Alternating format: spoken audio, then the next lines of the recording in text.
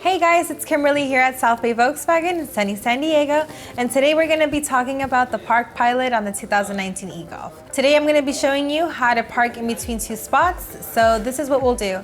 You're going to find the two nearest spots of the parking area that you're going to park in. Now, depending on the side that you're going to be parking in, whether it's the right side or the left-hand side, make sure you turn your blinker on so that the car can properly read that space that's going to be available.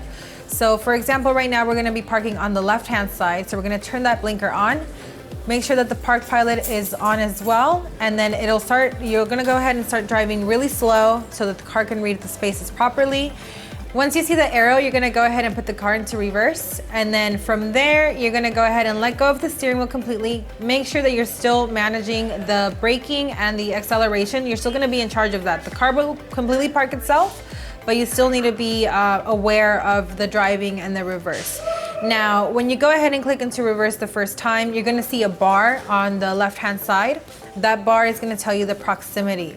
So now once that bar is completely filled up, you're gonna go ahead and click it into the next gear. The car will direct you whether to put it in reverse or drive. In this case, we're gonna go into drive, and then you're gonna let go of it again. The car will go ahead and go forward, and then it'll direct you to go back. Once you see the arrow to go back, you're gonna go ahead and put it in reverse again, and then just let go.